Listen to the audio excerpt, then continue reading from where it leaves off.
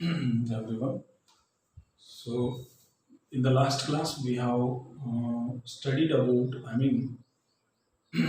uh, what classification of carbohydrate based on what hydrolysis. So, regarding these type of hydrolysis, we had four type of, carbohydrates: mono, oligo, di, and polysaccharides. So polysaccharide is nothing but many number. If we hydrolyze those type of, we can take starch, cellulose, right? If we hydrolyze it in the presence of water molecule, hydrolysis is nothing but in the presence of water molecule. They used to give many or else the large number of monomeric units. So such carbohydrates one we can call as a polysaccharides. And about polysaccharide, one point we left. That means polysaccharides are say not sweet in taste, right? They are not sweet. They are not sweet in taste. That means polysaccharides are they are not sweet in their taste. So if they are sweet, then what I said during the introduction, they are called as, that means if a carbohydrate is sweet in nature, then definitely that carbohydrate is called what? Sugar. If they are not sweet in taste, then they are called as non-sugars, right? Very important. That means one we can say all the polysaccharides are non-sugars. Why? Because right. So this is the conclusion one we can draw from this point. Why? Because polysaccharides are not sweet in taste. So thus, if the carbohydrates are sweet, then what we said sugars. Sorry. If they are not in sweet taste, then definitely they are called as what? Non-sugars, right? So this is one point I have left in during last class, right? So in today's class, we will see one more classification of what carbohydrates, and that classification is classification of carbohydrate, classification of carbohydrate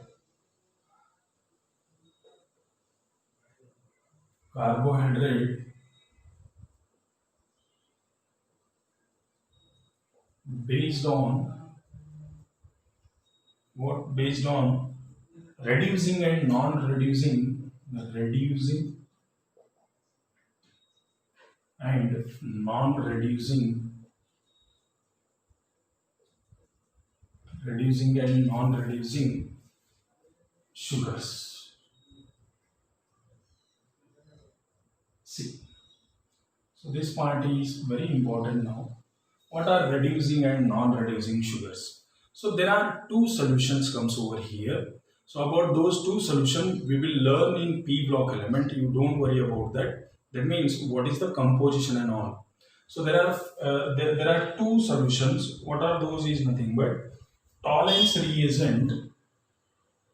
What is Tollens reagent, Fehling solution? I will explain you in detail in the P block. Why? Because there we have a complete study about these two, right? So Tollens reagent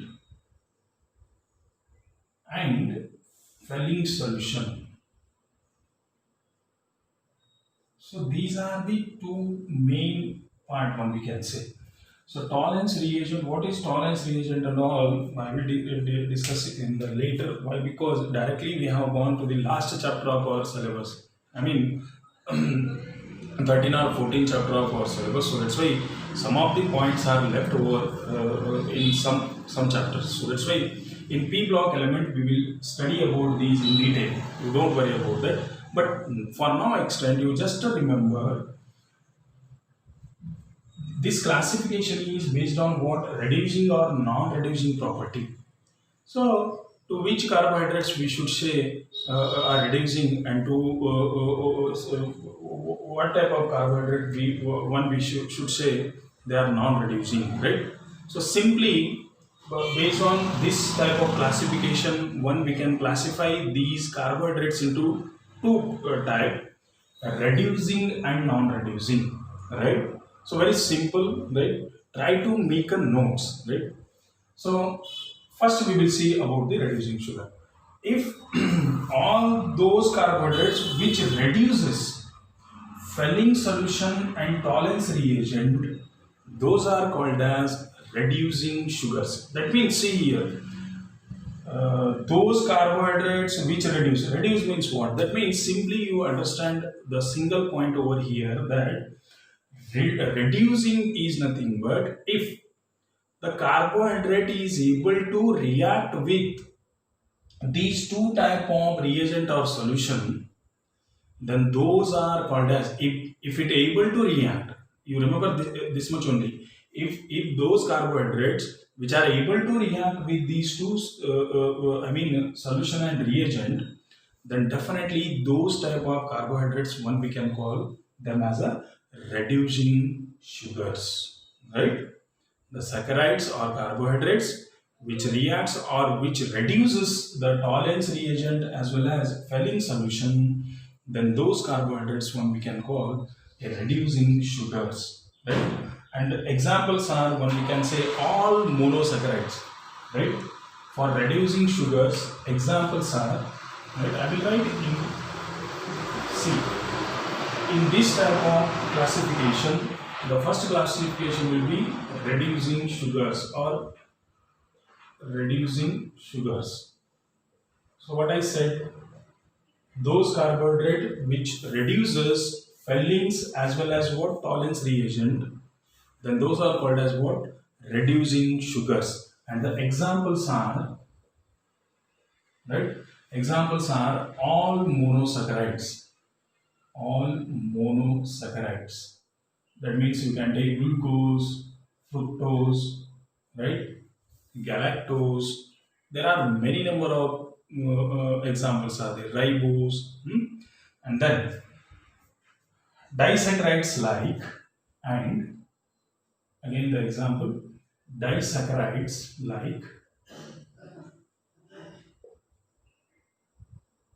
like maltose. Maltose is the best example, and lactose, etc.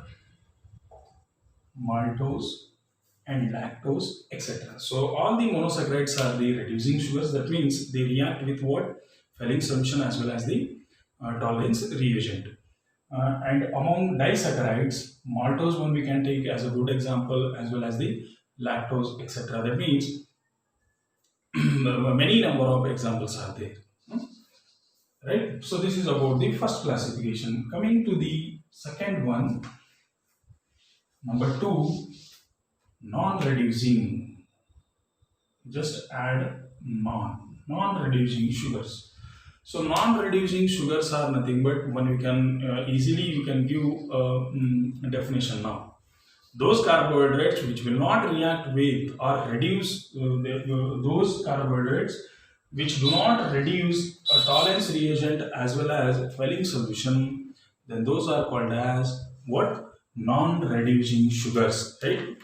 Understood? So that means if they are reduces Fellings as well as Tollens reagent, then those are simply called as reducing sugars. And those sugars which will not reduce, which will not react with the Felling solution as well as the Tollens reagent, those are called as what? Non-reducing sugars. And here again the examples are very important. And non-reducing sugars means example sucrose. Sucrose is the best example, and try to find more examples in this case, right? Non-reducing sugars.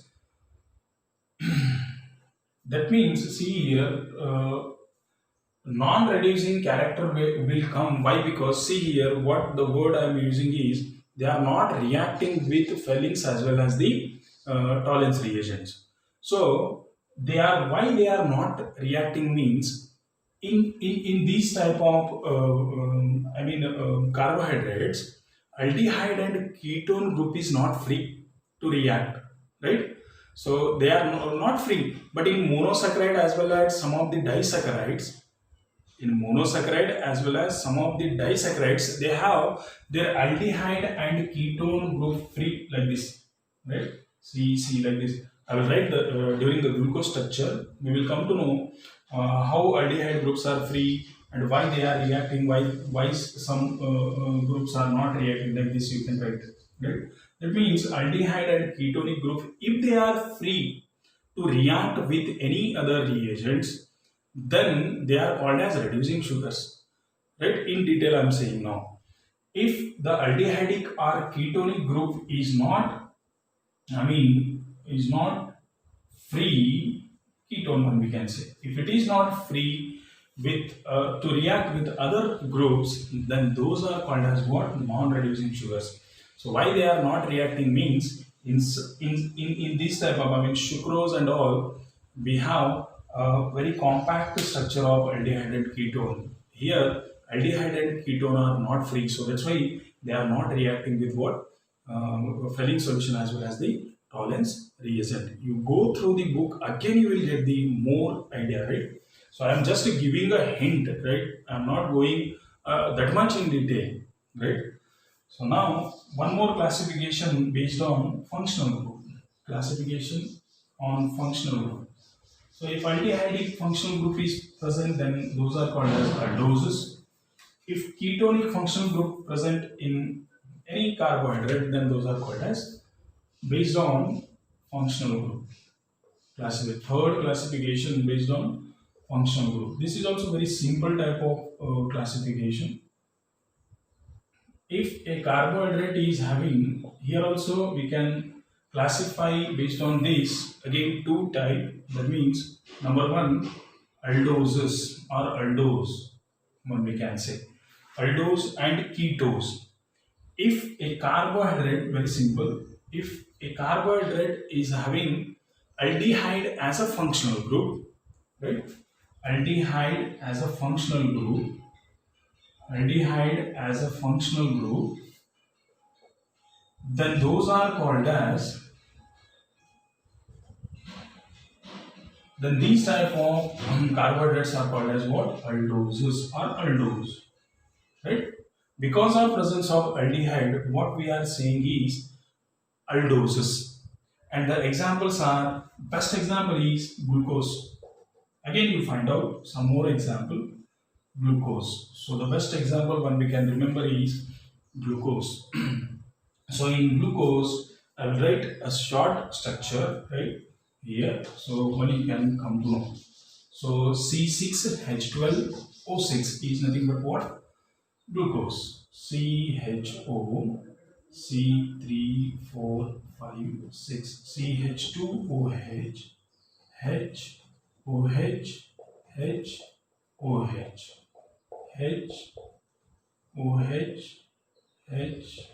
HOH, right?